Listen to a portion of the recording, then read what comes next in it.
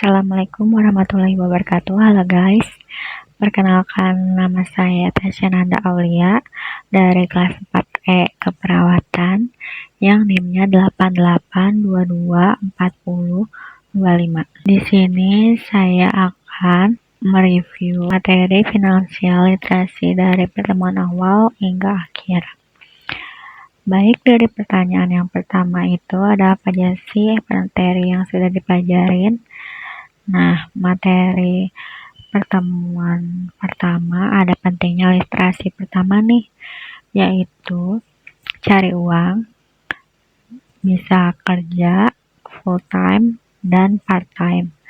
Terus bisa juga wirausaha untuk meningkatkan strategi income dengan efisien. Terus yang kedua itu kelola dan kembangkan uangnya. Bisa di tabungan, deposito. Terus ada juga investasi.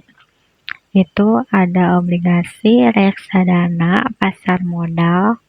Jadi kalian harus waspada investasi bodong ya teman-teman. Yang ketiga itu jaga proteksi. Keempat nikmati, kelima wariskan.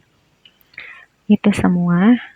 Yang ketiga-tiganya asuransi. Terus bisa juga kasih manfaat dan contohnya juga untuk mencari uang dengan kerja keras atau kerja cerdas.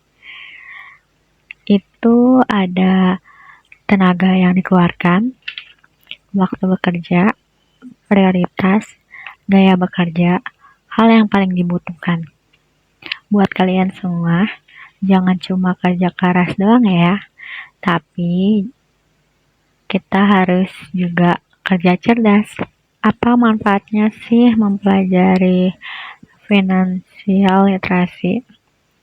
Yang pertama, pengelolaan keuangan yang lebih baik. Kedua, pengambilan keputusan yang lebih cerdas. Terus yang ketiga, kesiapan menghadapi darurat. Yang keempat, peningkatan kesejahteraan finansial. Kelima, perencanaan pensiun yang lebih baik. Yang keenam, pengelolaan utang. Kalian bisa buka web atau aplikasi Bareksa. Nah, di reksadana pendapatan tetap ini, yang paling tinggi adalah Start Stable Income Fund. Return dari 1-5 tahun itu stabil. Terus barometer bareksanya tinggi, risknya rendah. Nah, yang kedua ada reksadana pasar uang. Itu ada Insect Money, 1-5-nya stabil. Terus barometer bareksanya tinggi, risknya rendah. Dan Capital Money Market Fund juga sama. Return dari 1-5 tahunnya stabil, barometer bareksanya tinggi, risknya rendah juga. Terkait dengan asuransi itu ada asuransi kesehatan, asuransi jiwa, asuransi keluarga, asuransi pendidikan, asuransi kecelakaan, dan asuransi pensiun.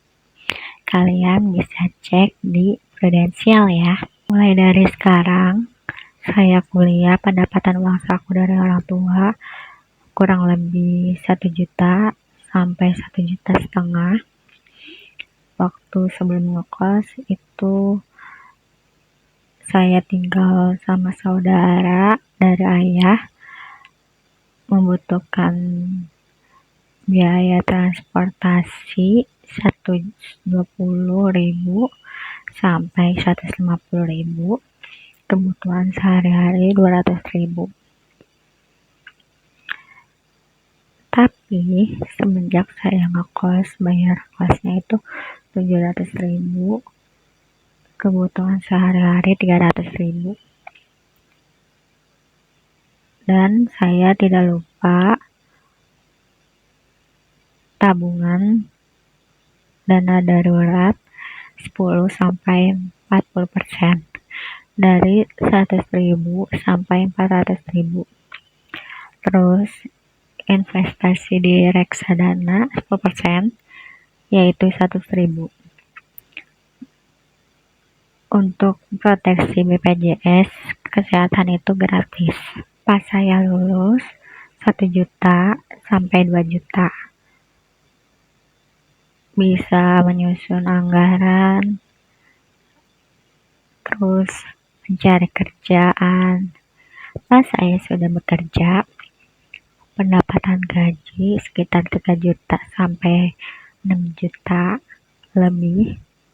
Untuk mengikuti pelatihan atau sertifikasi keperawatan itu 2,5 juta sampai 3 juta. Pengembangan perlindungan alokasinya itu 20 sampai 30%. Mengelola dana darurat 500.000 sampai 1 juta.